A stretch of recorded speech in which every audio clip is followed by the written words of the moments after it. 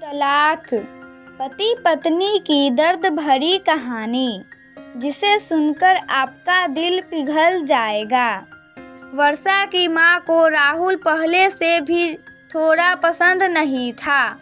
उसने वर्षा को राहुल से तलाक की बात कही और तलाक के पेपर पर साइन करके राहुल के पास भेज दिया। राहुल ने भी पेपर पर साइन कर दिए। वर्षा को अपने माँ के घर आए लगभग 4 साल हो गए थे। उसका बेटा किसके साथ रहेगा, इसका फैसला कोर्ट से आना अभी बाकी था।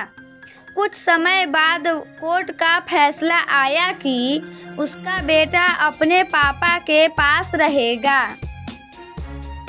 कोर्ट में ये भी तय हुआ कि राहुल को जुर्माना के तौर पर उसे 10 लाख रुपए देने होंगे और वर्षा को मिला हुआ गहने वापस करने होंगे। उसके बाद वर्षा अपनी माँ के साथ अपना पर्सनल सामान लेने राहुल के घर गई। शायद उसका यहाँ आना अंतिम बार था। राहुल का चेहरा उतरा हुआ था। वह अब कुछ नशा भी करने लगा था।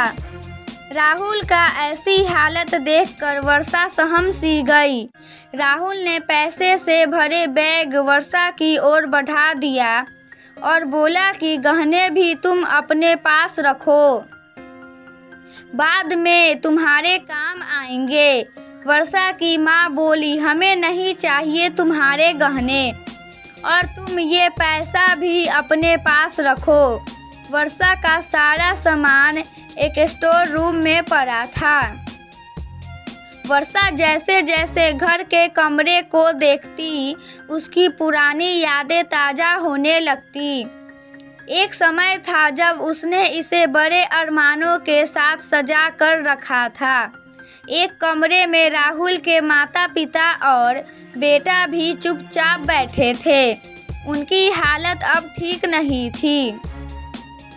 उसका बेटा भी काफ़ी कमज़ोर सा लग रहा था, क्योंकि उन सब का ख्याल रखने वाला अब कोई नहीं था। ये सब देखकर उसके आंखों में आंसू आ गए। इधर उसकी माँ आवाज़ देने लगी कि जल्दी करो, गाड़ी आने वाली है। वर्षा ने जैसे ही बेडरूम में गई, उसकी नज़र दीवार पर लगी हुई तस्वीर पर गई, जिसे देखकर वह भावुक सी हो गई। माँ ने फिर आवाज़ दिया कि जल्दी आओ, गाड़ी आ गई है। वर्षा ने आकर गेट पर खड़ी हो गई। वह सिसक रही थी। ड्राइवर सामान गाड़ी में रखने लगा। उसके बाद राहुल ने जल्दी से अपने कमरे से बाहर आया और वर्षा के पास अपने दोनों घुटनों पर बैठ गया और बोला, सॉरी वर्षा, तुम मुझे और इस घर को छोड़ के मत जाओ। ये सुनकर वर्षा राहुल के गले से लिपट गई और ज़ोर ज़ोर से रोने लगी। राहुल ने बोला कि तुम्हारी बहुत याद आ रही थी, बस तुम्हारे घर आने का हिम्मत नहीं हो रहा था। वर्षा ने भी राहुल से माफ़ी मांगी कि मुझे तुम्हें छोड़कर नहीं जाना चाहिए था। दोनों ने एक दूसरे से माफ़ी मांगी। उसके बाद वर्षा ने तलाक के सारे कागज को लेकर फाड़ दिया। कहानी से सीख, दोस्तों, अगर माफ़ी मांगने से रिश्ते टूटने से बच जाते हैं तो माफ़ी मांग लेनी चाहिए।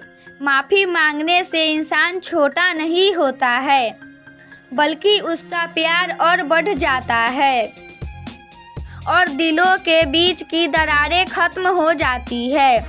दोस्तों, ये छोटी सी पति पत्नी की कहानी आप लोगों को कैसी लगी, हमें कमेंट्स करके ज़रूर बताइएगा और ऐसी स्टोरी सुनने के लिए हमारे चैनल को सब्सक्राइब ज़रूर करें। धन्यवाद।